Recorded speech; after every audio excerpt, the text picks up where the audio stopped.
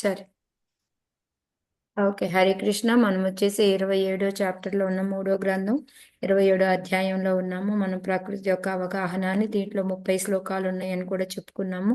మనం 11 వరకు కూడా ఫినిష్ చేసుకున్నాం. 1 నుంచి 5 వరకు చూసాము. అంటే జీవుని యొక్క బద్ధస్థితి ఎలా ఉంటుంది, దాని నుంచి ఎలా బయటపడాలి, మన అసలు నార్మల్ నిజస్థితి ఏంటి అనేది మనకి ఇందులో చెప్తారు. ఆ తర్వాత మనకి 6 నుంచి 11 వరకు కూడాను ఎప్పుడైతే మనము ఆ జ్ఞానయోగం ద్వారా మనం ముక్తి సంపాదించాలి అనుకుంటే మనం ఏ విధంగా అనేది మార్గాలు తెలుసుకున్నాము, ఏ ఏ లక్షణాలు పెంపొందించుకోవాలి అనేది తెలుసుకున్నాము. మళ్ళీ ఎప్పుడైతే వాళ్ళు ముక్త స్థితిలోకి వస్తారో వాళ్ళు భగవంతుని పరమాత్మని ఏ విధంగా చూస్తారు అనేది కూడా మనము తెలుసుకొని ఉన్నాం అనమాట. సో అయితే ఇవాళ మనకి ఏంటి అంటే వాళ్ళు ఏ విధంగా ఇప్పుడు పరమాత్మ ఎలా ఉంటాడు అనేది తెలుసుకున్నారు. ఆయన యొక్క గొప్పతనం ఏంటి అని తెలుసుకున్నారు.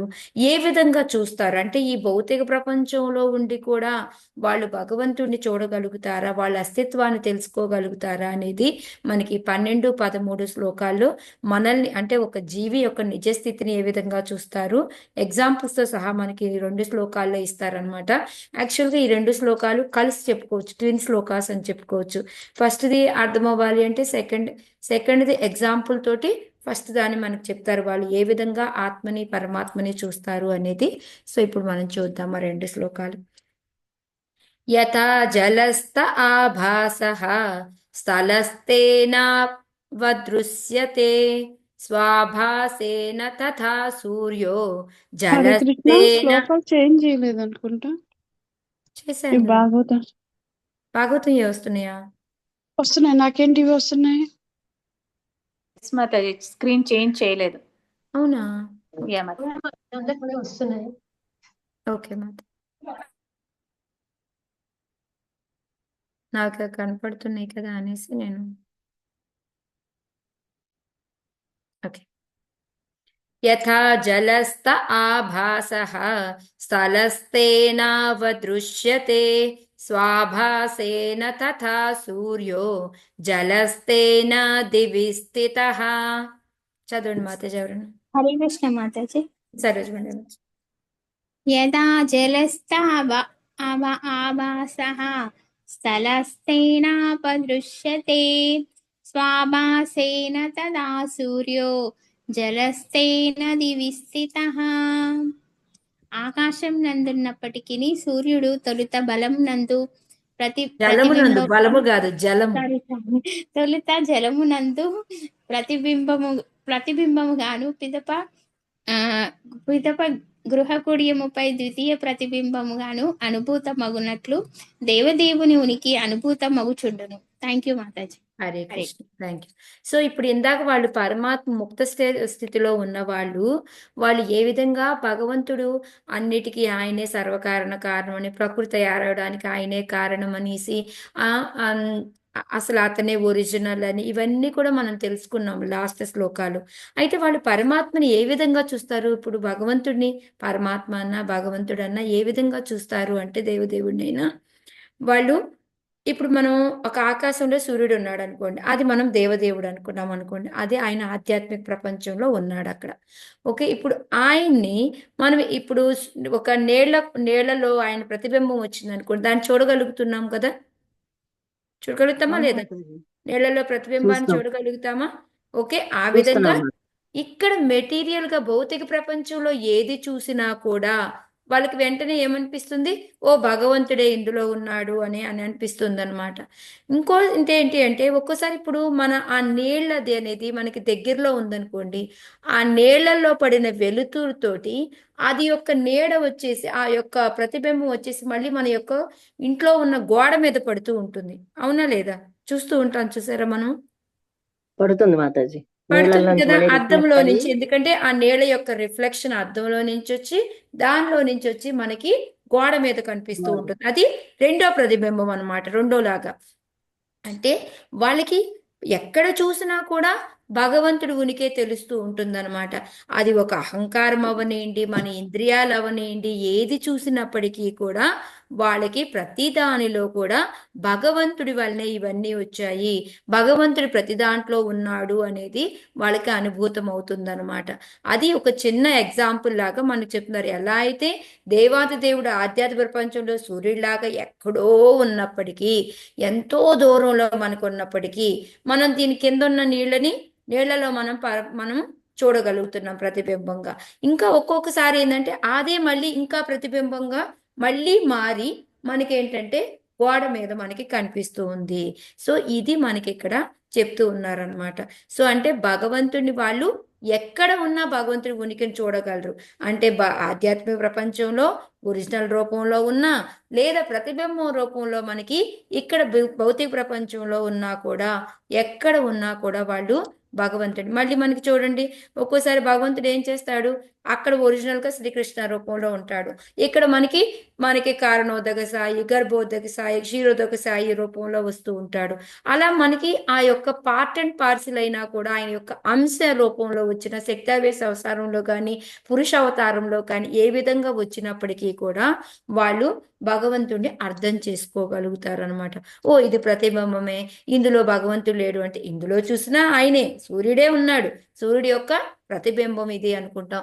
గోడ మీద ఉన్నా కూడా ఇదేం కాదులే, శక్తి తగ్గిపోయింది, గోడ మీద ఏదో అనుకోమన్నమాట, అది కూడా భగవంతుడిదే అని అనుకుంటాము అనేది ఇక్కడ మెయిన్ గా చెప్తున్నారు అనమాట. సో ప్రపాదుల వారు మనకి దాన్నే సింపుల్ గా మనకి ఎక్స్ప్లెయిన్ చేస్తూ ఉన్నారనమాట. ఎలా అంటే ఇప్పుడు మన గది అనేది చాలా అంధకారంలో ఉంటుంది, కానీ ఏమవుతుంది, ఎప్పుడైతే ఆ ప్రతిబింబం వచ్చి గోడ మీద పడుతుందో మనకి వెలుతురు వస్తుంది, అంధకారం పోతుందా లేదా, అప్పుడు ప్రతిబింబం అయినా కూడా షైనింగ్ వస్తుందా లేదా, మనకి వెలుతురు లోపలికి వస్తుంది మాతాజీ, వస్తుంది. వస్తుంది. సో వచ్చిన వెంటనే మనలో అది కూడా భగవంతుడే అని అనుకుంటాం అనమాట. ఓకే, అసలు ఇది ఎక్కడి నుంచి వచ్చింది అనేసి మనం కొంచెం వెళ్ళి చూసాం అనుకోండి, మనకి నీళ్లలో దీనివల్ల ఇది వచ్చింది అనుకోని, సో ఇది కూడా భగవంతుడా కాదా అంటే ఇది కూడా భగవంతుడి యొక్క ప్రతిబింబమే, భగవంతుడి యొక్క శక్తే ఎలా వచ్చింది అనేసి ఈ భగవంతుడి యొక్క శక్తిని మనం అర్థం చేసుకోగలుగుతాం అనమాట. ఓకే, కొంతమంది ఏం చేస్తారు, అక్కడితో ఆగుతారా, ఇది అసలు ఎక్కడి నుంచి వచ్చింది ఈ ప్రతిబింబం అనేసి, ఈ శక్తి అనేది ఎక్కడి నుంచి వచ్చింది అనేసి, భగవంతుడు అనే ఆత్మనాడు, అతను ఆధ్యాత్మిక ప్రపంచంలో ఉంటాడు, అతని యొక్క శక్తులు ఇక్కడ భౌతిక ప్రపంచంలోకి వస్తాయి. అయినప్పటికీ కూడా భగవంతుడి యొక్క శక్తికి ఆయన యొక్క ఇబ్బంది తేడా అనేది ఏమీ ఉండదు. ఇవన్నీ కూడాను అర్థం చేసుకుంటారనమాట. సేమ్ ఇదే మనకి ఇక్కడ ప్రపాదుల వారు చెప్పడం. మనకి ఏంటంటే భగవంతుడు అద్వైతం, అంటే ఆయన కన్నా ఎక్కువ అనే వాళ్ళు ఎవరూ లేరు, కానీ ఆయన విస్తారాలు అనేకంగా మారుతూ ఉంటాయి అన్నమాట. సో ఈ విధంగా ఒక ప్రతిబింబం ఫస్ట్ గా, సెకండ్ ప్రతిబింబంగా ఈ విధంగా మారుతూ ఉంటాయి అనేసి. దానికి ఇంకో ఎగ్జాంపుల్ ప్రపాదుల వారు ఏం చెప్తున్నారు అంటే అగ్నిలో నుంచి మనం వేడిని వెలుతురుని సపరేట్ చేయగలమా? మనం చేయలేము. అలాగే భగవంతుడి యొక్క ఎనర్జీస్ని కూడా మనము విడిగా చేసి చేయలేము అనమాట. అవి ఎంత దూరమైనా విస్తరిస్తూనే ఉంటాయి అని చెప్పేసి మనకి చెప్తూ ఉన్నారు. ఎలా అయితే సూర్యుడు భూగోళానికి అంత దూరంలో ఉన్నా కూడా మనం ప్రతిబింబంలో సూర్యుడిని చూడగలుగుతున్నాము, అలాగ భగవంతుడు అంత దూరంలో ఉన్నప్పటికీ కూడా మనం భగవంతుడి యొక్క శక్తుల ద్వారా భగవంతుడిని చూడగలుగుతాము అనేది మనకి ఇక్కడ చెప్తూ ఉన్నారు అనమాట. ఓకే, సో దానికి వీళ్ళు అసలు ఈ జీవుల్లో కూడా ఏ విధంగా చూస్తారు, ఇప్పుడు ఇది భగవంతుణ్ణి ఏ విధంగా చూస్తున్నారంటే జీవుల్లో కూడా భగవంతుడిని ఏ విధంగా చూస్తారు అనేది ఈ శ్లోకాల్లో చెప్తున్నారు. దానికి ఎగ్జాంపుల్తో తీసుకోను అనమాట.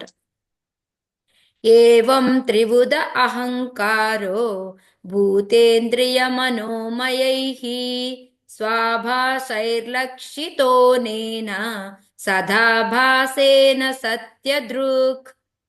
చదవాలా మాతాజీ? చదవండి మాతాజీ. ఏవం త్రివిధాహంకారో భూతేంద్రియ మనోమయై స్వాభసైర్లక్షితోనేన సదా భాసేన సత్యదృకు. ఆత్మదర్శి అయిన వాడు ఆ విధముగా త్రివిధమగు అహంకారమునందు పిదప దేహము, ఇంద్రియములు, మనసునందు ప్రతిబింబితమగును. హరే కృష్ణ మాతాజీ. హరే కృష్ణ.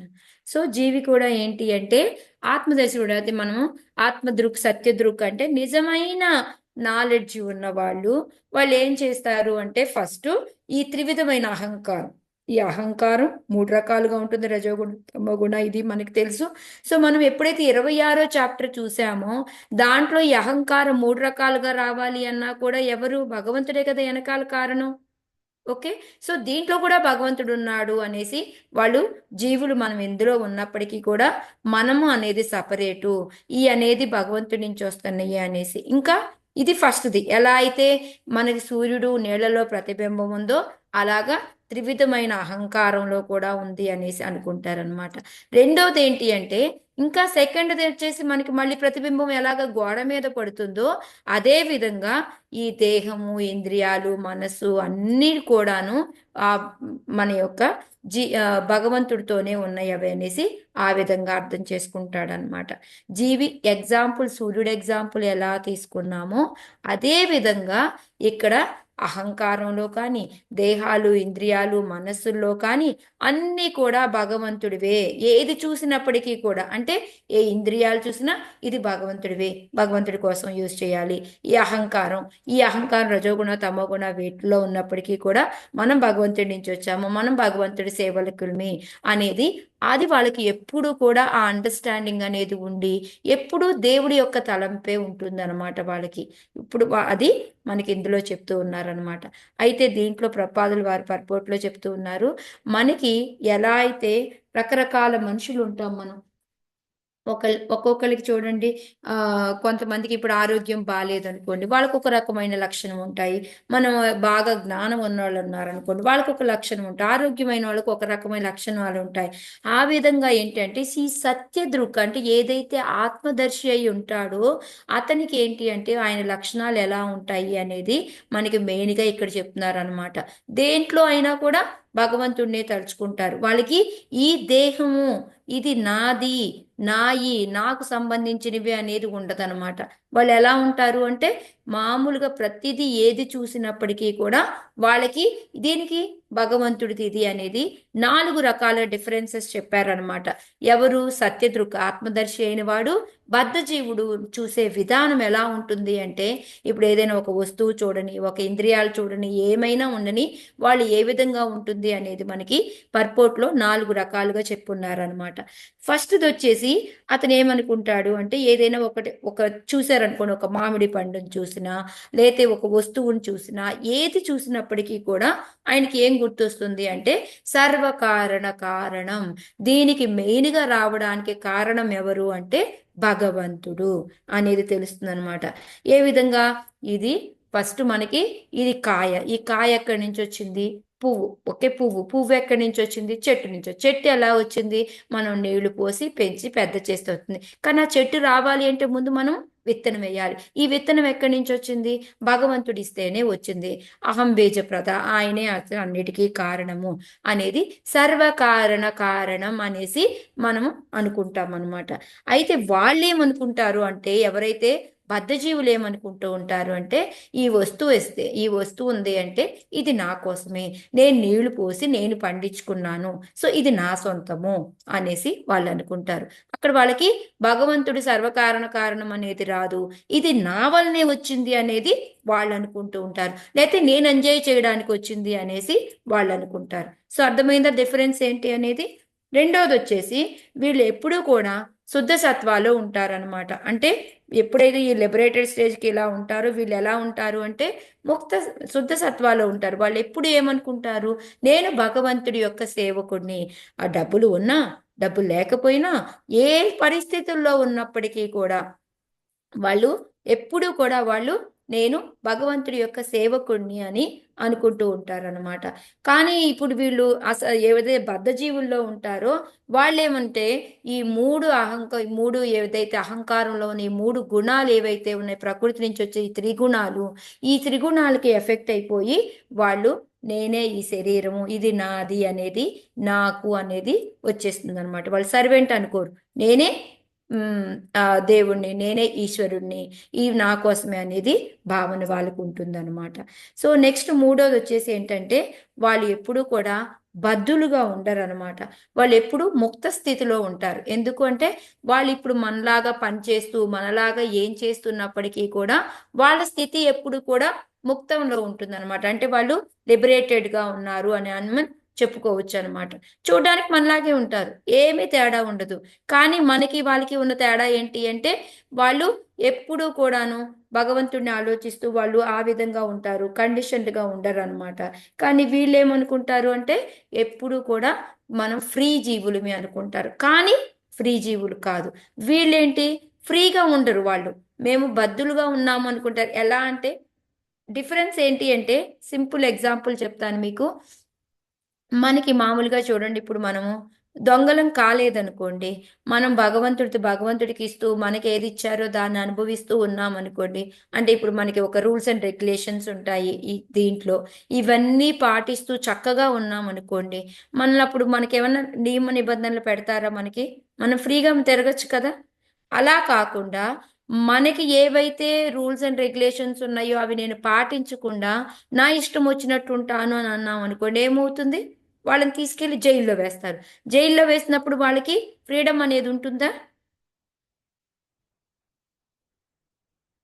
జైల్లో ఉన్న ఉండదు వాళ్ళకి మాతాజీ, ఉండదు ఉండదు ఉండదు మా వాళ్ళకి ఉండదు. సో ఇప్పుడు ఏంటంటే ఎప్పుడైతే వీళ్ళు సత్యదృక్కుగా ఉన్న వాళ్ళకి ఫ్రీడమ్ అనేది ఉంటుంది, వాళ్ళు చక్కగా తిరుగుతూ ఉంటారు. కానీ తిరుగుతూ ఉన్నప్పటికీ కూడా వాళ్ళు దాన్ని మిస్యూజ్ చేయరు. కానీ ఇక్కడ వీళ్ళు ఏం చేస్తారు అంటే వాటిని మిస్యూజ్ చేసిన తర్వాత వాళ్ళని బంధించబడుతూ ఉంటారు అనమాట. అది అనమాట కండిషన్ నాట్ కండిషన్ అంటే బద్దులు కాదు అంటానికి అదనమాట. సో నాలుగోది ఏంటి అంటే వాళ్ళు ఏది చూసినప్పటికీ కూడా వాళ్ళు ఏమనుకుంటారు అంటే ఓ ఇది భగవంతుడికి సంబంధించింది కదా, భగవంతుడికి ఆఫర్ చేద్దాము, తర్వాత తీసుకుందాము అని అనుకుంటారు అనమాట. వీళ్ళు ఏమనుకుంటారు, ఇది నా కోసమే అనేసి వాళ్ళు దాన్ని ఇప్పుడు ఇందాక అనుకున్నట్టు మనము మ్యాంగో చూశారు, మామిడికాయ చూశారు అంటే వాళ్ళంతటి వాళ్ళు కోసుకోవటం తినడం మొదలు పెడతారు, ఇది నా కోసమే అని. కానీ ఇప్పుడు ఏదైతే ఆత్మదర్శి అయిన వాళ్ళు ఏం చేస్తారు, ఇది భగవంతుడి నుంచే వచ్చింది, మనం ముందు 3 చెప్పుకున్న రీజన్స్ గుర్తొస్తాయి వాళ్ళు వెంటనే దీన్ని భగవంతుడికి ఆఫర్ చేస్తారనమాట. సో ఇది తేడాలన్నమాట. సో ఇప్పుడు ఇలాగే ఇంకా కొంతమంది ఉన్నారు, ఈ 2 రకాలు కాకుండా ఇంకా కొంతమంది రకాలు ఉన్నారు. ఇప్పుడు ఏదైనా ఒక వస్తువుని చూశారు అనుకోండి, వాళ్ళు ఏమనుకుంటారు అంటే ఇదంతా మిథ్య, ఇది జగమే మిథ్య, ఇదంతా మిథ్య, ఇది ఏమీ కాదు అన్నట్టు కొట్టి పాడేస్తారనమాట. ఇంకో కొంతమంది రకాలు ఉంటారు, ఏమంటారు అంటే మొత్తం శూన్యం, ఏమీ లేదు, శూన్యవాదులు అనమాట వాళ్ళు. ఈ పువ్వు లేదు, ఏమీ లేదు, ఇదంతా జీరో నథింగ్ అని అనుకుంటారు అనమాట.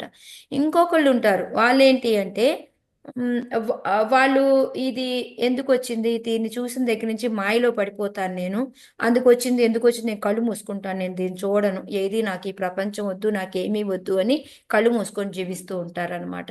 సో ఈ 4 రకాల వాళ్ళు ఎవరైతే ఉన్నారో ఒకళ్ళు వచ్చేసి అసలు అసదృక్కు అంటే అసలు దాన్ని సరిగ్గా చూడరు. సో వాళ్ళేంటి, ఇది నా కోసమే అని అనుకుంటారు. ఒక ఎగ్జాంపుల్ తీసుకొని చెప్పుకుందాము. కింద ప్రపాదులు వారు చెప్పినట్టు ఒక ఫ్లవర్, ఒక గులాబీ పువ్వు ఉంది. ఆ గులాబీ పువ్వుని చూసిన వెంటనే ఈ సత్యదృక్ ఆత్మదర్శి అయిన వాడు ఏమనుకుంటాడు, ఈ పువ్వు చాలా పరిమళంగా ఉంది, ఇది భగవంతుడికి ఆఫర్ చేస్తే చాలా బాగుంటుంది అని కోస్తాడు, దాన్ని తీసుకెళ్లి దేవుడికి పెడతాడు అనమాట. ఇంకా మనం ఈ అసత్య దృక్కులో ఈ 4 రకాల మనుషులు ఉంటారనమాట. ఫస్ట్ వాడేంటి, ఇది భలే అందంగా ఉంది అని దీన్ని కోసుకుంటాడు, తల్లో పెట్టుకుంటాడు, లేకపోతే కోటుకు పెట్టుకుంటాడు, లేదా దాంతోటి మన సెంటులు లాంటివి తయారు చేసుకొని రోజు యూజ్ చేసుకుంటూ ఉంటాడు అనమాట. అది తన కోసం అనుకుంటాడు ఒక రకం. రెండో వాడు ఏమనుకుంటాడు, అమ్మో ఇది అనక నేను తీసుకొని పెట్టుకున్నాను అనుకో, దీనిలో పడిపోతాను నేను, ఈ మాయ నన్ను చుట్టుముట్టుకుంటుంది, ఎందుకు వచ్చిన గోల అనేసి కళ్ళు మూసుకొని దాన్ని చూడటమే మానేసి పక్కకి వెళ్ళిపోతాడు, ఒక రకం అనమాట. ఇంకొకడు ఏమనుకుంటాడు అంటే ఇది అంతా శూన్యం, చివరికి వెళ్ళిన తర్వాత మొత్తం జీరోనే, ఏమీ లేదు, అందుకొని పువ్వు లేదు పాడు లేదు అనుకొని వెళ్ళిపోతాడు అనమాట. నేనే శూన్యము, అది శూన్యము, అన్ని శూన్యము అనుకుంటాడు అనమాట. ఇంకొకరు మాయావాదులు లాంటి వాళ్ళు, నిరాకారవాదులు, వీళ్ళేమనుకుంటారు అంటే ఇదంతా మిథ్య, పువ్వు లేదు పాడు లేదు ఏమీ లేదు అని, నేను ఊరికే పువ్వు అనుకుంటున్నాను కానీ అది పువ్వు కాదు అనుకొని వాళ్ళు నిరాకారం ఏదీ లేదు అనుకొని వాళ్ళు ముందుకెళ్తారనమాట. సో ఈ నలుగురు కూడా అండర్స్టాండింగ్ ఏంటి, కరెక్ట్ అంటారా? ఇప్పుడు ఈ 4 రకాలు మనం చెప్పుకుంది, శూన్యవాదులు కానీ, నిరాకారవాదులు కానీ, మాయవాదులు కానీ, లేకపోతే బద్ధజీవులు కానీ, వీళ్ళంతా కరెక్ట్ అంటారా? కరెక్ట్ కాదు మాతాజీ. సో ఎవరైతే ఆ సత్యదృక్ అని చెప్పుకుంటాము, ఆత్మదర్శి అనేవాళ్ళు, అది కరెక్ట్ అన్నమాట. సో మనము భగవంతుణ్ణి ఆ విధంగా మనం ఎప్పుడైతే మొన్న కూడా మనం చెప్పుకున్నాము క్లాసులో, ఎప్పుడైతే మనము ఒక తల్లి పిల్లవాడి ఏవి చూసినప్పటికీ కూడా మనకి ఏం పిల్లవాడే గుర్తొస్తాడు, అవునా కదా? అక్కడ చూసేది పిల్లవాడి షర్టు, లేతే ఏదైనా ఒక కాయగూర చూస్తాము, కానీ మనకి పిల్లవాడు ఎందుకు గుర్తొస్తున్నాడు? వాడు ఎందుకంటే అభివృద్ధి పిల్లవాడితో సంబంధం పెట్టుకున్నాం కాబట్టి.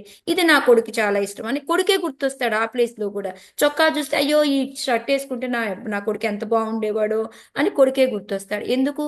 సంబంధం మనము కొడుకుతో పెట్టుకున్నాం కాబట్టి మిగతా వస్తువుల్లో అన్నిట్లో కూడా చూస్తున్నాం అనమాట.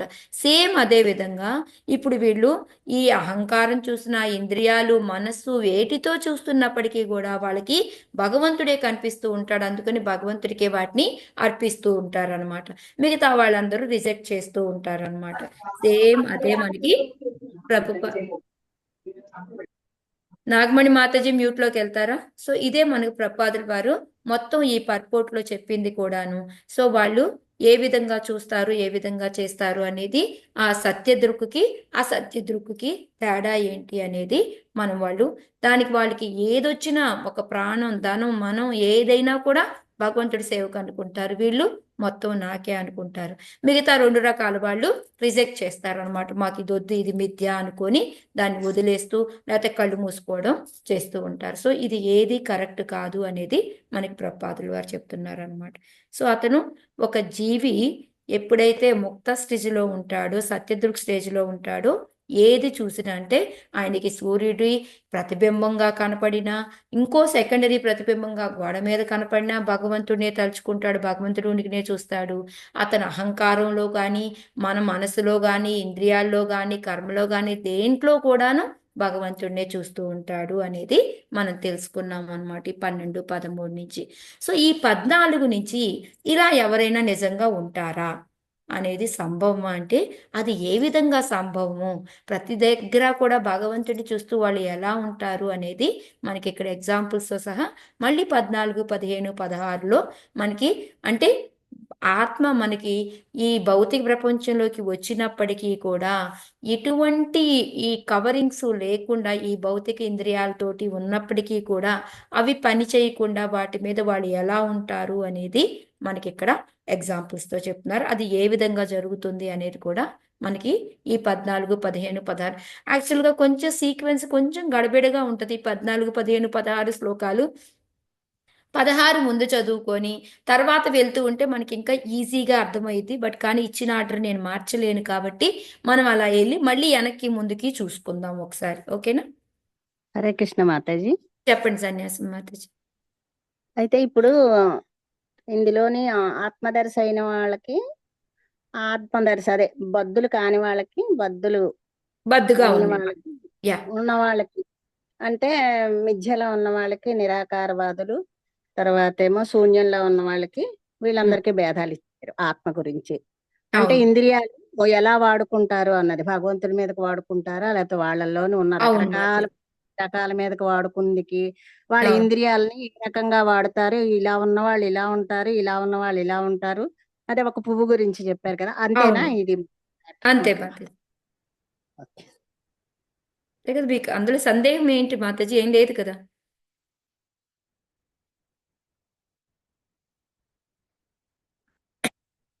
ఓకే.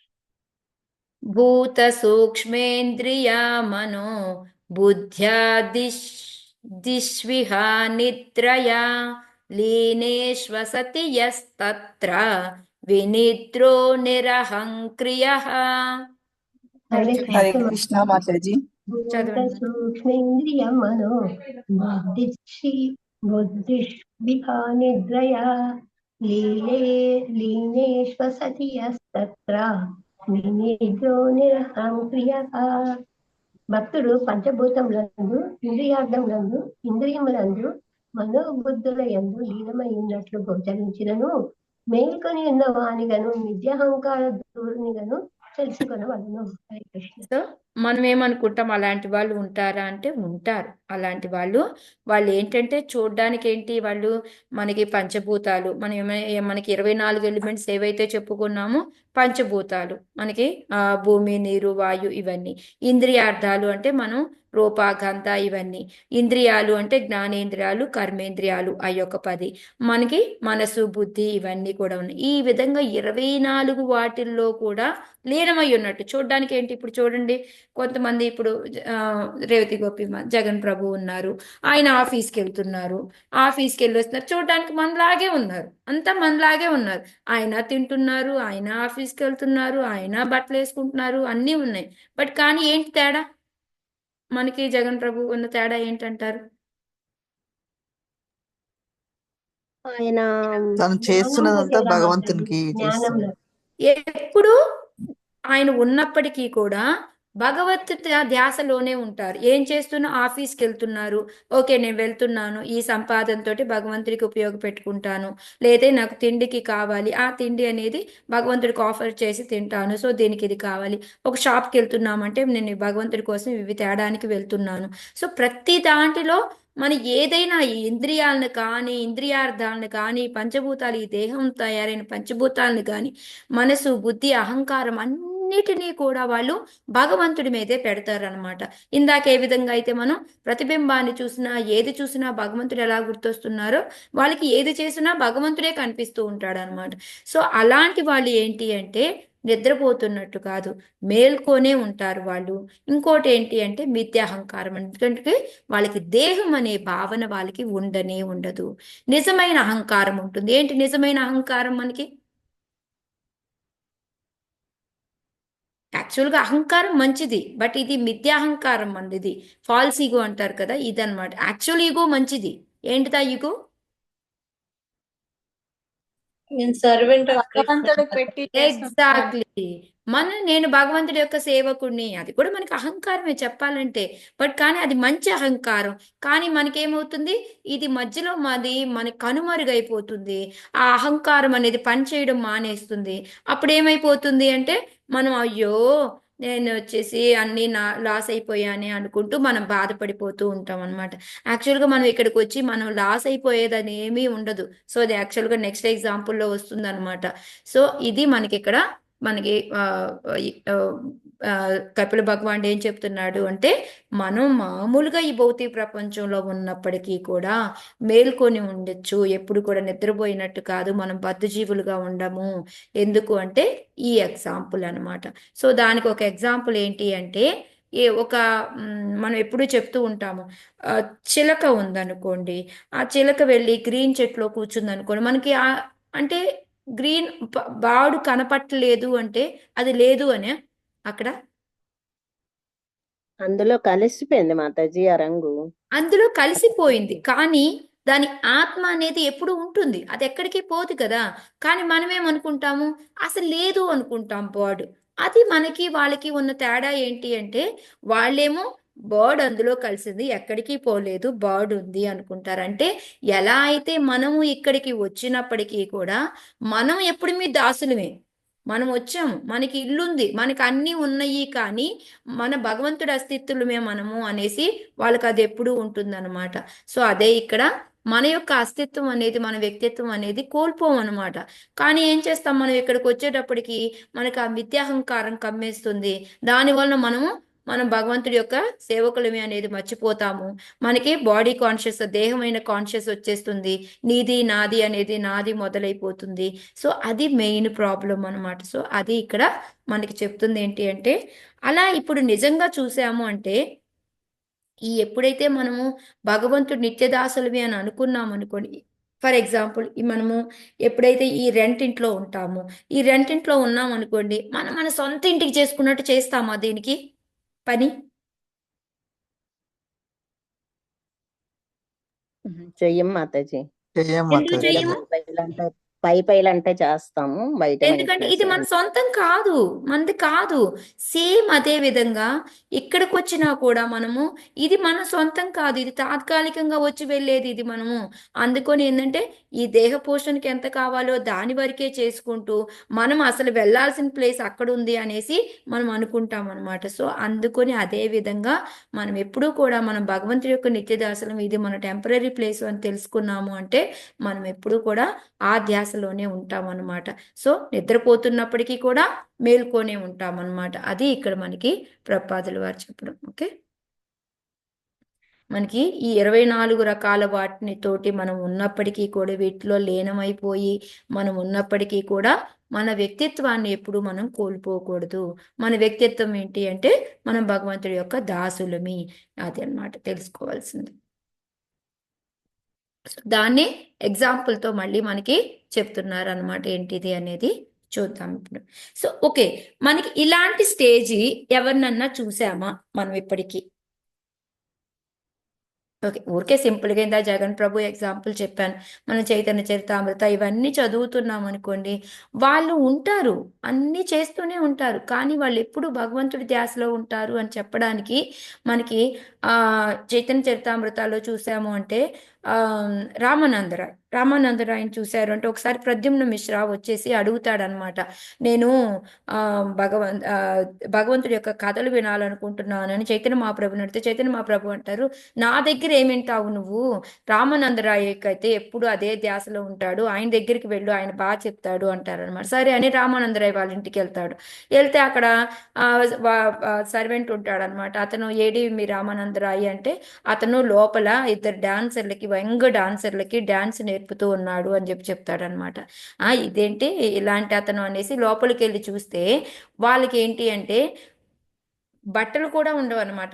వాళ్ళకి మసాజులు, ఎందుకంటే డాన్స్ చేసి అలసిపోయారని వాళ్ళకి మసాజులు కూడా చేస్తూ ఉంటాడనమాట. ఇది చూసి చిచ్చిచి ఇతనే మనిషి, ఇదేం గోలా అనుకొని వెనక్కి వచ్చేస్తాడు అనమాట. వచ్చేసి నాకు నువ్వే చెప్పు అని మళ్ళీ చైతన్య పడితే, కాదు నువ్వు వెళ్ళి పో, మళ్ళీ చూడు ఒకసారి, అసలు అతను మళ్ళీ వెళ్ళి అతని దగ్గరికే వెళ్ళు అని చెప్తాడనమాట. చెప్పి అతను అక్కడ మళ్ళీ వెళ్ళి చూస్తే మళ్ళీ అదే జరుగుతూ ఉంటుందన్నమాట.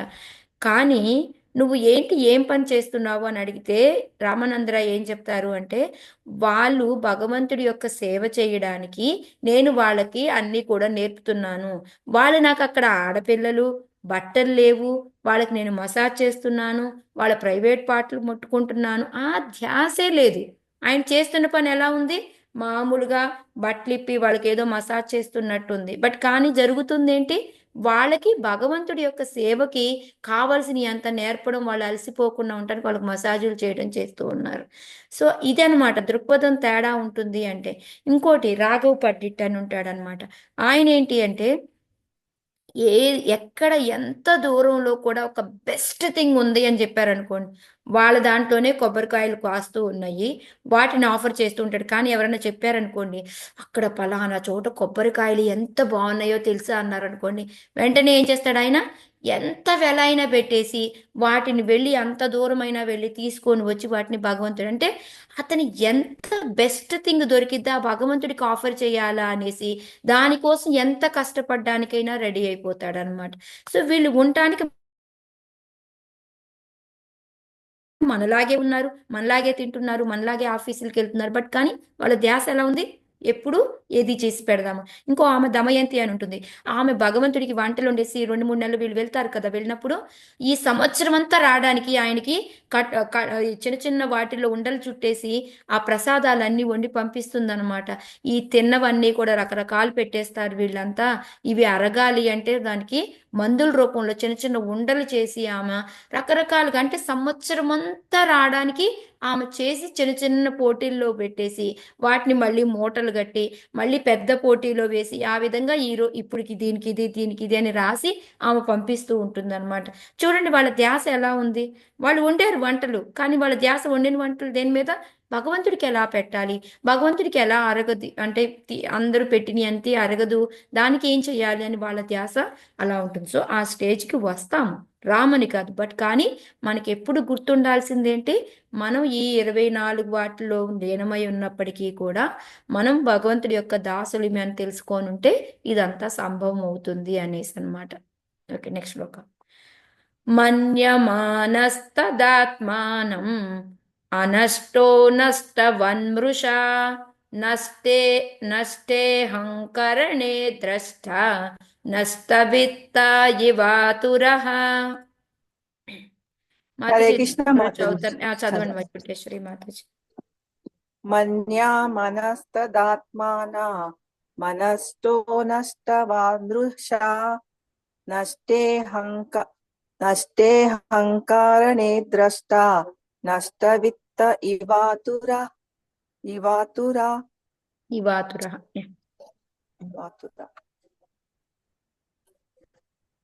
చదవండి మాతాజీ. చదువుతున్నా మాతాజీ, ఒక్క నిమిషం పెద్దగా చేసి.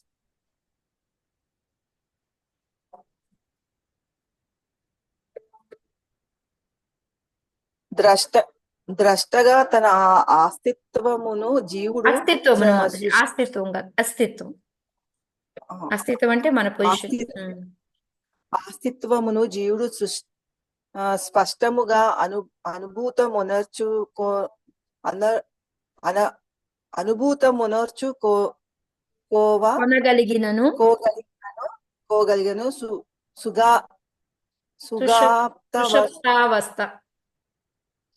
సుషాప్తావస్థ యందు అహంకారము అదృశ్యమైన కారణమున సంపత్తుల కోల్పోయిన వాడు తానే నష్టపోయినట్లు కలుచుచు దుఃఖితుడైనట్లు తానే నశించినట్లు మిథ్యగా భావించును. హరే కృష్ణ. హరే కృష్ణ మాత. సో ఇక్కడ ఏంటి అంటే మనం చూడండి, ఎలా అయితే అంటే ఇక్కడ మనకి మామూలుగా తెలుసు, మనం మామూలుగా మనుషులమి, మనం అంతా తెలుసు. కానీ మనం పడుకున్నప్పుడు ఏమవుతుంది, మనకి ఏదైనా కళ వచ్చిందనుకోండి, ఆ కళ్ళలోది మనం భయపడతామా లేదా?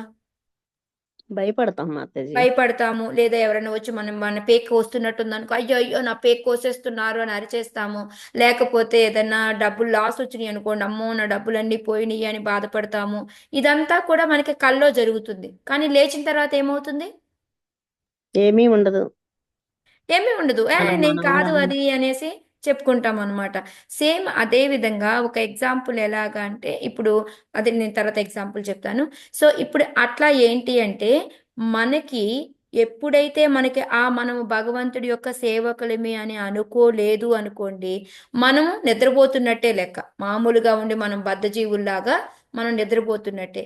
కానీ ఎలా అయితే ఆ అహంకారం అంటే ఇక్కడ ఏంటంటే సుషాప్తావస్థ అహంకారం అంటే ఏంటంటే మనం మనుషులమి అనేది మర్చిపోతాము.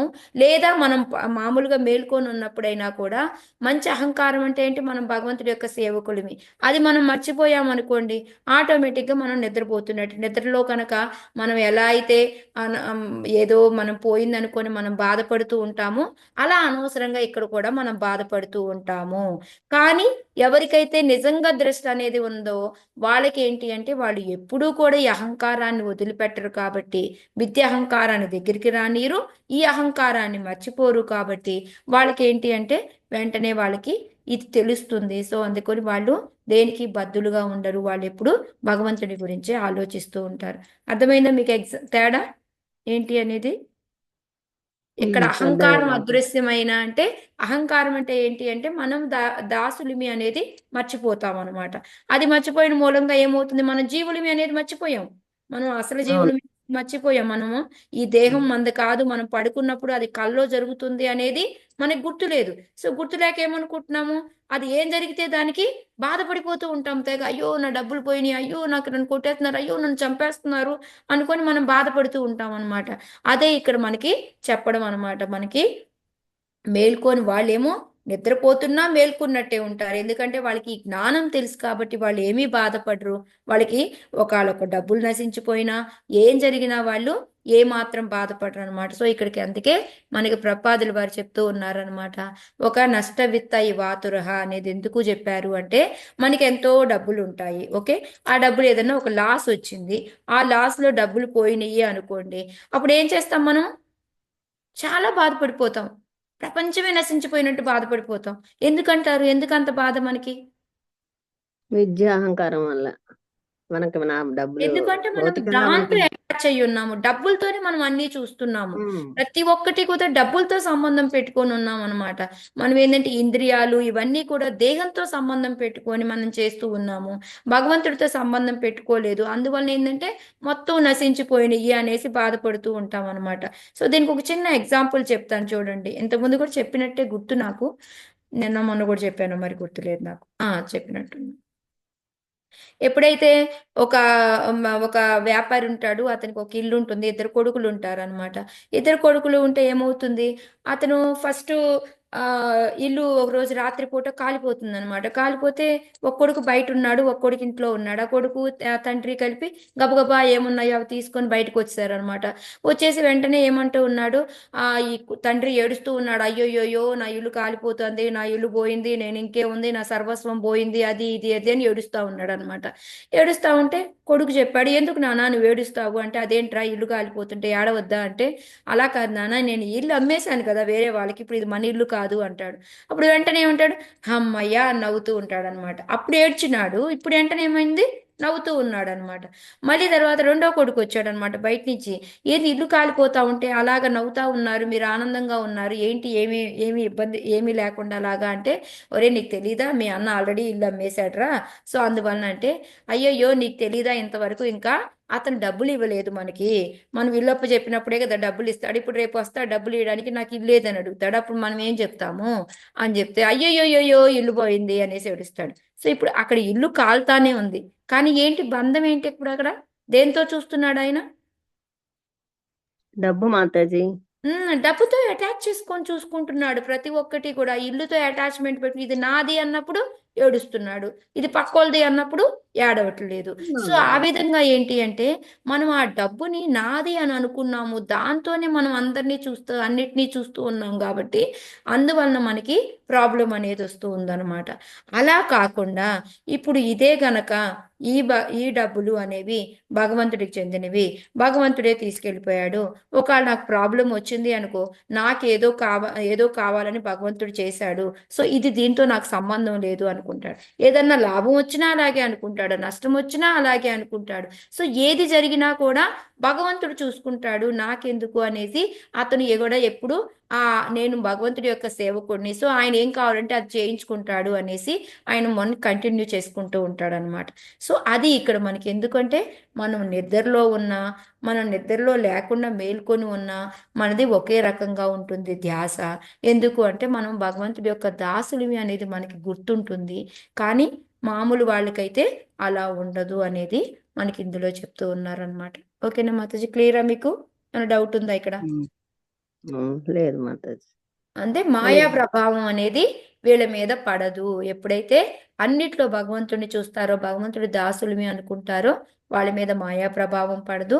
వీళ్ళు ఏంటంటే మిగతా వాళ్ళకి ఆ మాయ వలన డబ్బులు అన్నీ కూడా నాకు సంబంధించినవన్నీ దానితోనే చూస్తారు కాబట్టి ప్రాబ్లమ్స్ వస్తాయి అనేది చెప్తూ ఉన్నారు అనమాట. ఓకే, నెక్స్ట్ శ్లోకం. ఏవం మృష్యాసావ ఏవం ప్రత్యవమృష్యాసావ ఆత్మానం ప్రతిపద్యతే సాహంకారస్య ద్రవ్యస్య యోవస్థానమనుగ్రహః. చదవండి మాతాజీ ఎవరిని. హరే కృష్ణ మాతాజీ. చదవండి సన్యాసి.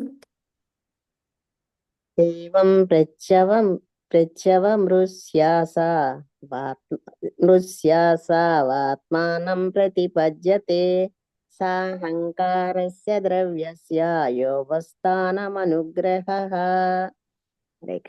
పరిపక్వ అవగాహనతో మనుజుడు తన వ్యక్తిత్వము ఎరిగినప్పుడు మిథ్యాహంకార భావనలో తాను పొందిన స్థితి అతనికి ప్రకటము కాగలదు. హరే కృష్ణ మాతాజీ. హరే కృష్ణ. సో యాక్చువల్గా మనం ఇక్కడి నుంచి మొదలు పెట్టండి. ఎప్పుడైతే మనకి పరిపక్వాగాహన అంటే, ఎవరైతే మనము భగవంతుడి యొక్క దాసానుదాసులమే అని తెలుసుకుంటారో అలాంటి వాళ్ళకి ఏంటంటే, ఈ మిథ్యాహంకారంలో ఉన్నప్పటికీ కూడా వాళ్ళ స్థితి ఏంటి అంటే, ఈ మిథ్యాహంకారం కానీ భౌతిక ప్రపంచానికి కానీ మనం ఎక్కడికి వచ్చినప్పటికీ కూడా వాళ్ళకి తెలుస్తుంది, ఇది మన స్థితి ఇది అనేది వాళ్ళకి ప్రకటకం కాలుకొలుతుందనమాట. ఏ విధంగా అంటే మనకి ముందు శ్లోకా తీసుకోవచ్చు మనం. ఎలా అయితే ఒక డబ్బు ఉన్నా ఏది ఉన్నప్పటికీ కూడా అది మనకి ఎలా అయితే నిద్రలో మనము మన అహంకారం మర్చిపోతే ఏ విధంగా అయితే మనం బాధపడుతూ ఉన్నామో అది అలాగా అనుకొని వాళ్ళు బాధపడడం మానేస్తారనమాట. అందువలన వాళ్ళు ఏంటి అంటే భౌతిక ప్రపంచంలో ఇంద్రియాలతోటి అన్నిట్లోటి లీనమైపోయి పనిచేస్తున్నప్పటికీ కూడా వాళ్ళు మేల్కొని ఉన్నట్టే, నిద్రపోయినట్టు కాదు అనేది. సో ఇప్పుడు ఉల్టాలో అర్థం చేసుకోండి, మీకు ఈజీగా ఉందా లేదా? కింద నుంచి వెళ్తే మీకు కరెక్టే మాతాజీ. పైనుంచి వస్తే కొంచెం ఏంటంటే ఏమంటారు, మనం ముక్కు ఏంటి అంటే ఇలా చూపించినట్టు కాకుండా ఇలా ఉంది. బట్ ఏంటంటే ఈ విధంగా తీసుకుంటే మనకి ఈజీగా అర్థమవుతుంది అని నాకు అనిపించింది మాతాజీ. ఇది కపిల భగవాన్ చెప్పారంటే అది ఇందులో ఇంకోటి ఏదో ఉంటుంది. నా అర్థమైన దాన్ని బట్టి ఇలా తీసుకుంటే ఇంకా ఈజీగా అర్థమవుతుంది అని అనిపించింది అనమాట నాకు. ఓకే, అవును. సో మనకి పరిపక్వ అవగాహన రావాలి. ఆ అవగాహన ఏంటి అంటే మనం భగవంతుడి యొక్క సేవకులమి అని తెలుసుకోవాలి. అలా తెలుసుకొని ఉన్నప్పుడు ఏంటి అంటే మనం నిద్రపోయినప్పుడు ఎలా బాధపడతామో అలా బాధపడకుండా మనం మేలుకొని ఉన్నట్టే మామూలుగా పనిచేస్తున్నా అనేది ఈ 3 శ్లోకాల యొక్క అంతరార్థం. ఓకేనా? సో వాళ్ళు ఎప్పుడు ఏ చింతనలో ఎలా ఉంటారు అనేది మనకు అర్థమవుతుంది అనమాట. మనం వాళ్ళని వేరేగా అర్థం చేసుకోకూడదు. వీళ్ళు కూడా మనలాగే ఉన్నారు, వీళ్ళకేముంది తేడా, మనం ఎందుకు పెద్ద వాళ్ళకి గొప్ప అని చెప్పుకుంటున్నాము, ఇవన్నీ కూడా మనకి రాకూడదు అనమాట. అది మెయిన్ చెప్తూ ఉంది. సో ఇక్కడ ప్రపాదులు వారు దీనికి ఆన్సర్గా ఏం చెప్తూ ఉన్నారు అంటే వాళ్ళకి ఎలాగ వ్యక్తం చేసుకుంటారు అంటే మనకి 3 రకాలుగా ఉంటారు. మనం ఏంటి అంటే ఎక్కువగా ఫస్ట్ పారాగ్రాఫ్ ప్రపాదుల వారు మాయావాదుల గురించి చెప్తున్నారు. ఎందుకు అంటే వాళ్ళు ఏమనుకుంటారు, మొత్తం అందరినీ ఒకటే అనుకుంటారు కదా. అంటే ఇప్పుడు మనకి జ్ఞాత అంటే ఏంటి అంటే మన యొక్క జీవు కానీ ఆత్మ కానీ మనం చెప్పుకోవచ్చు అనమాట. జ్ఞేయ అంటే మనం భగవంతుడి నుంచి పరమాత్మ కానీ అలా తెలుసుకోవచ్చు భగవంతుడి గురించి అనమాట. జ్ఞానము అంటే మనం ఏదైతే భక్తి ఉంటుందో దాని ద్వారా వీళ్ళిద్దరిని మనం మనం మనం వెళ్ళి భగవంతుడి దగ్గరికి వెళ్ళడం అనమాట. కానీ వీళ్ళేమనుకుంటారు, ఈ 3 కూడా ఒకదానిలో ఒకటి లీనమైపోతారు అనుకుంటారు. అవుతాయి ఇవి ఎప్పుడైనా సరే?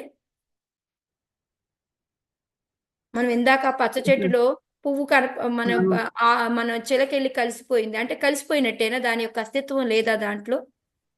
లేదు మాతాజీ, లేను. అలా దాని కాదు, అస్తిత్వం 3 ఎప్పుడు ఒకటి ఉంటుంది, కాదు. అది ఎప్పుడు పోదు. గ్రీన్ కలర్ లో కలిసిపోయినందువలన అది పోయింది అంటే కుదరదు, అది ఉంటుంది దాని ఎప్పుడు కూడా. అయితే ఇక్కడ ప్రపాదులు వారు చెప్తూ ఉన్నారనమాట, వీళ్ళు మాయావాదులు అనుకునే జ్ఞానం కూడా కరెక్ట్ కాదు. ఎందుకంటే జ్ఞాత వేరే, జ్ఞేయ వేరే, జ్ఞానం వేరే. మూడిటికి 3 వేటి అస్తిత్వం ఉంది, అవి ఎప్పటికీ పోవు. ఓకే, ఇప్పుడు ఒకవేళ మనం చనిపోయామే అనుకోండి, మనం చనిపోతే మన యొక్క జ్ఞానం పోతుందా? అక్కడే ఉంటుంది కదా. పోదు, ఆ అక్కడే జ్ఞానము ఉంటుంది. ఎక్కడికి పోదు. అలా అని భగవంతుడు లేకుండా పోతాడా? భగవంతుడు లేకుండా పోడు. అలా అని మన ఆత్మ లేకుండా పోతుంది దేహం పోయినందువల్ల? లేదు, అది ఉంటుంది. సో ఈ 3 కూడా ఎక్కడికి పోవు, ఎవరి కాళ్ళకే వ్యక్తిత్వం అనేది ఉంటుంది. ఇవన్నీ కలిసిపోయి ఒక వ్యక్తిత్వం లేకుండా తయారవుతాము భగవంతుడిలో కలిసిపోతే అనుకోవడం అది శుద్ధ తప్పు అనేది మనకి ప్రపాదుల వారి ఫస్ట్ పారాగ్రాఫ్లో చెప్తూ ఉన్నారనమాట. రెండో పారాగ్రాఫ్లో ఏంటి అంటే ఈశావాస్యమిదం సర్వం. మనం భగవంతుడి నుంచి ఎన్నో రకాలుగా మనం వచ్చినప్పటికీ కూడా మనం ఆ భగవంతుడు అలాగే ఉంటాడు, ఆయన మీదే మనం ఆధారపడి ఉండాలి. ఇంకోటి మనకి భగవద్గీతలో చెప్తారు, ఇంకోటి ఏంటి, మయామిదమితం సర్వం జగతవ్యక్త మూర్తి నా మస్తాని సర్వభూత నా చాహం తెశ. సో భగవంతుడు అన్నిట్లో ఉంటాడు అంటే భగవంతుడి ద్వారా మనం అందరిమీ వచ్చినప్పటికీ కూడా ప్రతి దాంట్లో భగవంతుడు ఉండాలంటే నేను ఉండను అంటే స్వయంగా ఆయన ఉండడు. ఏముంటుంది, ఆయన యొక్క శక్తి ఉంటుంది. సో ఆ విధంగా ఏంటంటే మనందరివి కూడా భగవంతుడి యొక్క శక్తి ద్వారానే వస్తాము, శక్తి ద్వారానే వెళ్తాము. ఇవన్నీ మనం తెలుసుకొని ఒక ఎగ్జాంపుల్గా ఏంటి అంటే ప్రపాదుల వారు ఇక్కడ ఒక ఉపమానం చెప్తూ ఉన్నారనమాట. ఒక ధనవంతుడు ఉన్నాడు, అతనికి ఒక లాస్ వచ్చి ధనం పోయింది అనుకోండి. యాక్చువల్గా వెనకటి రోజుల్లో చూసాము అంటే ధనం సంపాదించాలి అంటే ఎక్కడెక్కడికో దూరంగా వెళ్ళేవాళ్ళు, 2-3 నెలలు వ్యాపారం చేసుకునేవాళ్ళు, వస్తూ ఉండేవాళ్ళు. వస్తూ ఉన్నప్పుడు కొంతమంది దొంగలు కొట్టేస్తే వాళ్ళు ఇంకా అక్కడ జీవితం నాశనం అయిపోయింది అనుకునేవాళ్ళు. కానీ అదే ఇప్పుడు అది మామూలుగా మనము ఏదైతే మన నిజస్థితి తెలియకుండా మనం దేహభావంలో ఉంటామో వాళ్ళు, అలా కాకుండా మామూలుగా ఉన్న వాళ్ళు అనుకోండి, ఏదైతే మనం భగవంతుడి యొక్క సేవకులమి అని తెలుసుకొని మన యొక్క నిజమైన స్థితిని తెలుసుకున్న వాళ్ళం అనుకోండి, ఇప్పుడు ఆ డబ్బులు పోయినంటేనే ఏమనుకుంటాం చెప్పండి? డబ్బులు పోయినంటే అంతా పోయింది అనుకుంటామా? నిజ స్థితి తెలిసిన వాళ్ళకి అంతా పోయింది అనుకోము, తెలియని పోయింది వాళ్ళం అనుకోరు. మాత్రము అనుకోము. ఎస్, వాళ్ళు తెలియని అనుకోరు. వాళ్ళు మాత్రం ఏమనుకుంటారు? అంతా పోయింది అనుకుంటాం, అంతా పోయింది మనమంతా అనుకుంటాం. పోయిన, కానీ వాళ్ళు ఏమనుకుంటారు? యాక్చువల్గా ఇది నాది కాదు, అందుకే పోయి ఉంటది. నాది అయితే నాతో పాటు వచ్చేది. సో భగవంతుడు ఏదో ఇంకో ప్లాన్ వేసి ఉంటాడు, అందువల్లనే ఇది ఇలా జరిగింది అనేసి. నేను మీకు ఎప్పుడు ఒక స్టోరీ చెప్పేదాన్ని, గుర్తుందో లేదో. ఎవరైతే ఒక ఉమ్, ఎవరు ఒక ఒక అతను ఉంటాడు ఒక ఊర్లో అన్నమాట, ఒక పల్లెటూరు లాంటిది. అందులో ఒక అతనికి 6 గుర్రాలు, మంచి మేలు గుర్రాలు ఉంటాయి. ఒక కొడుకు ఉంటాడు అనమాట. సో ఆ కొడుకు ఏంటంటే ఆ గుర్రాలను తీసుకొని వెళ్తూ ఉంటాడు. సో ఒక గుర్రం పోతుంది అనమాట. పోతే అందరూ వచ్చేసి, ఆ విలేజ్ లో వాళ్ళందరూ వచ్చేసి, అయ్యో ఏంది నీ గుర్రం పోయింది, అరే అనేసి బాధపడతారు. ఏది జరిగినా అంతా మన మంచికే అనేసుకొని, అదంతా భగవంతుడు చూసుకుంటాడు అనుకొని, ఆయన ఏది మంచి ఏది చెడు ఎవరికి తెలుసు అనుకుని ఆయన లోపలికి వెళ్తాడు. ఎందుకు ఊళ్ళో వాళ్ళంతా తిట్టుకుంటారు, ఏంటన్నా పిచ్చా వెర్రా, ఇలా తయారయ్యాడు ఏంటి ఇతను అనుకొని. అది గుర్రం పోతే బాధపడిన కూడా బాధపడలేదు అని అనుకుంటాడు అనమాట. కొన్ని రోజులు పోతే ఏంది, ఆ పోయిన గుర్రం మళ్ళీ ఇంకో 6 గుర్రాలు ఫస్ట్ క్లాస్ మెయిల్ గుర్రాలను తీసుకొని వస్తుంది అనమాట. మళ్ళీ ఊళ్ళో వాళ్ళందరూ వస్తారు. అబ్బా ఎంత లక్కీ నీకు, ఆ రోజు గుర్రం పోతే పోయింది చూసావా, ఈ రోజు ఎంత వచ్చిందో అనేసి చెప్తే మళ్ళీ ఆయన అదే చెప్తాడు అనమాట.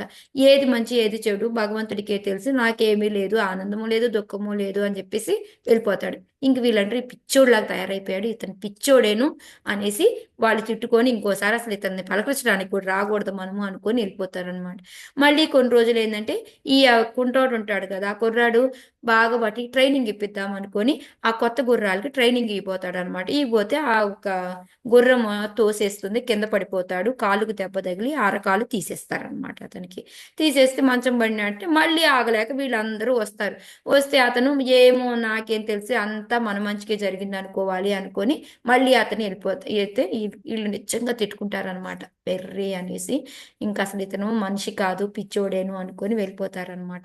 పిల్లోడికి జరిగినా కూడా బాధపడలేదు అనుకొని వెళ్ళిపోతాడు. తర్వాత కొన్ని రోజులకి ఏంటి అంటే రాజు దండోరా వేస్తాడు. విలేజ్ లో ఉన్న ప్రతి ఒక్కడి యొక్క పిల్లలు కూడా అందరూ కూడాను యుద్ధానికి రావాలి అంటారు. ఆ యుద్ధానికి వెళ్తే అందరూ చనిపోతారు. కానీ ఎవరున్నారు ఇక్కడ మిగిలి? ఆ పిల్లోడికి ఎక్కడైతే కాలు లేదో ఆ పిల్లోడు ఉన్నాడు. మరి ఇప్పుడు ఇది మంచా చెడా? ఇప్పుడు ఏమన్నారు వాళ్ళు వచ్చి, నీకెంత మంచిదయింది, చక్కగా ఆ రోజు పిల్లోడిని పంపించలేదు కాబట్టి, ఆ దెబ్బ తగిలి ఉండడం కాబట్టి పిల్లవాడు వెళ్ళలేదు, లేకపోతే ఈ పాటి చచ్చిపోయి ఉండేవాడు, అట్లీస్ట్ నీ కొడుకన్నా ఉన్నాడు, మాకు ఎవరూ లేరు అని బాధపడు. సో అలా ఏంటి అంటే ఈ డబ్బు పోయినప్పటికీ కూడా అతను ఏమనుకుంటాడు, ఇది భగవంతుడికి సంబంధించింది, ఓకే భగవంతుడే తీసుకుపోయాడు, నాకేం పోయిందిలే అనుకొని అతని జీవనం కొనసాగిస్తాడనమాట. నాకు కావాల్సినప్పుడు భగవంతుడే ఇస్తాడులే అనుకొని అలా వాళ్ళు ముందుకెళ్తారు. వాళ్ళు ఎప్పుడు కూడా మేము భోక్తలమి, మేమే ఎంజాయ్ చేయాలి దాన్ని అని అది అనుకోరు. సో భగవంతుడి సొత్తు భగవంతుడి దగ్గరికే వెళ్ళిపోయిందిలే అనుకొని వాళ్ళు హ్యాపీగా ఉంటారనమాట. అది తేడా. ముక్తంలో ఉన్న వాళ్ళు ఎప్పుడు ఎలా భగవంతుడిని భౌతిక ప్రపంచంలో ఉన్న ఎలా చూస్తారు అనేది మనకి ఈ 3 శ్లోకాల ద్వారా మనం అర్థమైంది. అంటే మన భౌతిక ప్రపంచంలో ఉన్నప్పటికీ కూడా ఈ భౌతికమైన వాటితో కవరింగ్స్ అనేవి లేకుండా మనం ఎలా బిహేవ్ చేస్తాము అనేది ఎగ్జాంపుల్స్ తో మనకి ఈ 3 శ్లోకాలు చెప్పారు. హరే కృష్ణ.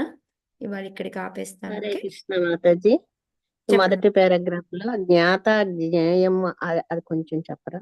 అదే కదా మాతాజీ, ఇందాక చెప్పాను కదా నేను, జ్ఞాత అంటే అదే. మనము ఆత్మలం అన్నమాట, జీవులమి ఆత్మలమి అనుకోవచ్చు. జ్ఞేయ అంటే మనం ఎవరితో తెలుసుకొని మనము ఆ ఎవరి నోయర్ అనమాట, అంటే ఎవరి గురించి మనం తెలుసుకోవాలి అనేది జ్ఞేయ అనమాట. జ్ఞానం అంటే అక్కడికి వెళ్ళడానికి, ఆ తెలుసుకున్న వాళ్ళ దగ్గరికి వెళ్ళడానికి మనకి ప్రాసెస్ అనేది ఉంటుంది కదా, వేదాలు చదవడం, గురువుల దగ్గరికి వెళ్ళడం, ఇదంతా కూడాను అది జ్ఞానము అనమాట. సో ఈ 3 కూడాను ఈ మధ్యలో బంధం అనేది ఉంది. జ్ఞాతకి జ్ఞేయానికి జ్ఞానానికి అంటే ఏంటి, మనకి అభిధేయ మనం చెప్పుకుంటాం కదా, అభిధేయ ప్రయోజన అని చెప్పుకుంటాం చూడండి. ఆ విధంగా ఒకదానికి ఒకటి సంబంధం ఉంది. కానీ అన్ని ఒకటే అనడం కరెక్ట్ కాదు, ఒకటి పోతే రెండోది లేదు అనడం కూడా కరెక్ట్ కాదు. అదనమాట ఇక్కడ ప్రభుపాదుల వారు చెప్పడం మనకి. అదే అయితే ఆత్మ ఎక్కడికి వెళ్ళాలి ఏమిటి అని తెలుసుకునేది జ్ఞానము. అది మొత్తం మూడు. ఎస్ మాతాజీ, అవును. అది ఆ జ్ఞాత జ్ఞేయం అంటే ఈ పదాలు కొంచెం దేనికి అవును అన్వయించుకోవాలో మాతాజీ. నాకు అర్థం జ్ఞాత అనేది మన అవును. జీవులకి సంబంధించింది, జ్ఞేయం అనేది భగవంతుడికి సంబంధించింది, జ్ఞానం అనేది మనకి భగవంతుడికి ఉన్న సంబంధం ఏంటి అని తెలుసుకునేదంతా కూడా జ్ఞానం అన్నమాట. Okay Mataji, thank you Mataji. Yeah.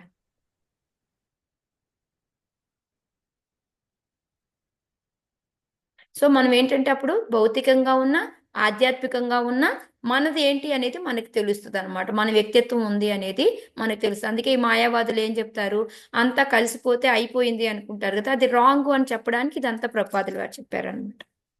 అవును, ఈ పదాలు కొంచెం ఒక్కొక్కసారి వెనక్కి ఇది మనకి ఈ పదాలు 13వ కొంచెం చాప్టర్, భగవద్గీతలో 13వ చాప్టర్ లో వస్తాయి మాతాజీ. అవునవును, అందుకే మళ్ళీ ఒకసారి అడిగాను మాతాజీ. అవును. ఓకే, హరే కృష్ణ. రికార్డింగ్ ఆపేయమ్మా.